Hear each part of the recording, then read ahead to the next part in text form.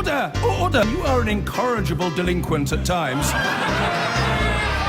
Behave yourself, man!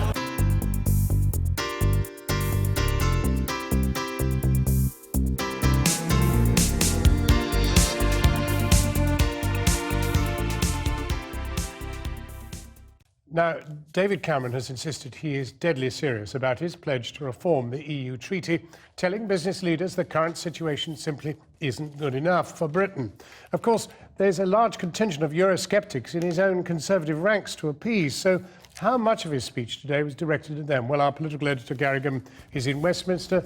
What was he up to, Gary? A fair amount of exactly what you're talking about, trying to say that although he doesn't have any emotional attachment to Europe, he's very much on the side of those people who are sceptical, he is ready to throw himself into supporting the European project if Europe supplies the sort of negotiating deal that he's looking for. But just before he got to that whole section of the speech on Europe, there was an interruption. He was upstage. Two teenagers who'd infiltrated the CBI gathering, pretended they were part of a company that had been made up, started to make their own little protest. They got a headmasterly response from the Prime Minister. Here's what happened. Is long-term economic security and stability. We're going to have a debate in a minute. If you wait for a second, you can ask me a question rather than interrupting what's a very good conference. Come on. Come on, guys. If you sit down now, you can ask me a question rather than making fools of yourself by just standing up and protesting.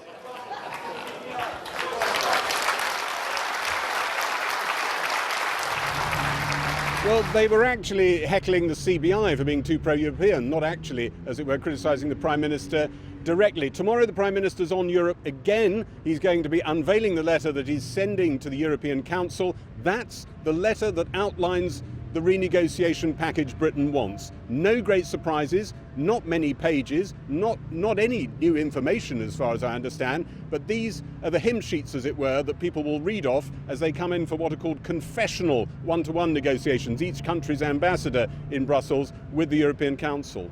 And George Osborne was in prison today and seems to have given a few sort of clues as to the spending review. Yeah, it's not a lot of detail. I mean, he was unveiling that 4 departments, including his own, had come to early deals with him, sort of teacher's pet deals.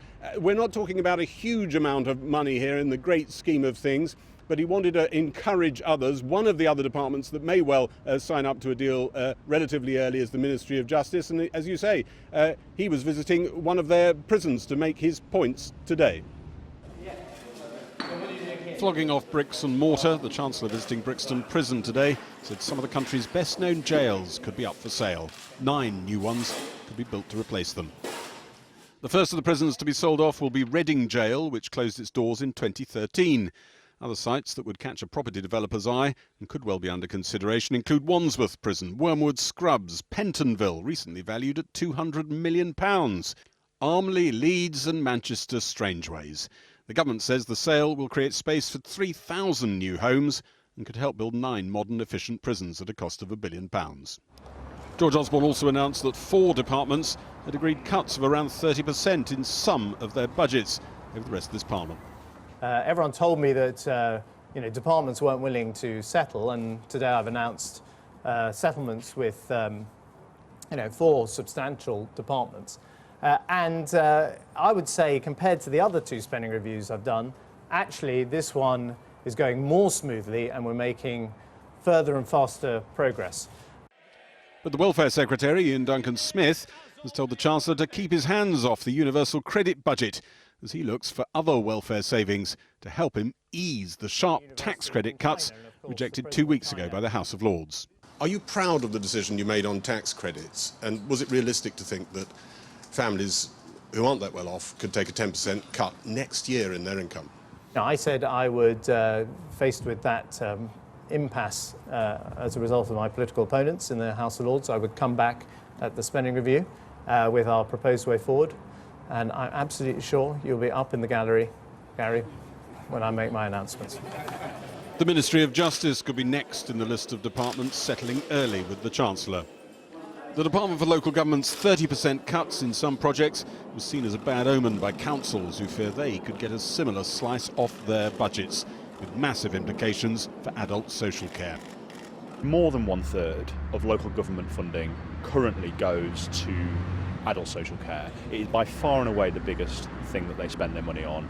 It's risen from 30% to 35%, partly of the total, partly as a result of an ageing population, and partly as a result of councils having to already cut back on much of the discretionary things that they did before. You're pretty sure that's where the cuts will come. It simply mathematically cannot come from anywhere else. And that'll have a knock-on effect to the NHS. Directly. The head of NHS England, Simon Stevens, spelt it out today, saying he was crystal clear that cuts in social care would impose extra costs on the NHS. He also said he hadn't yet reached agreement on the front-loaded billions of extra NHS investment he said hospitals need in the next 2 years. More asset sales beyond the prison estate can be expected in just over 2 weeks' time when the spending round decisions are announced. Well, more now on the government's decision to build 9 new prisons in England and Wales. From central London, we're joined by Jenny Chapman, Labour's Shadow Prisons Minister. And from outside the House of Commons is the Conservative MP, Chris Philp, who sits on the Treasury Committee. Jenny Chapman first. Will you be glad to see the back of these, what the Chancellor calls, ageing and ineffective prisons? I think by and large, yes. And I think if you've got me on to say that, we're deeply opposed to this and we're going to fight it all the way, that isn't our position, and I think in principle we support this. Our concern is that we've heard all this before, and actually in the last Parliament 17 prisons were sold, and guess what, we don't see 17 new prisons out there in the country. They seem to find it easy to sell them and less easy to build them. And we've heard all of it before from previous Labour governments as well. Chris Philp, the Pentonville closure was first mooted in the 1930s, I think. I mean, this isn't really going to happen, is it? Well, I think it absolutely is going to happen. Some of these jails, like Reading Jail, are empty already. And as Jenny said, the government is absolutely right to be closing down these old, archaic Victorian prisons that are very expensive to run and are also very bad for inmates and rehabilitation. It'll enable the creation of 3,000 new houses. It'll save £80 million a year and hopefully lead to better environments to retrain and rehabilitate prisoners as well. And will those houses be affordable houses? Can you tell us tonight?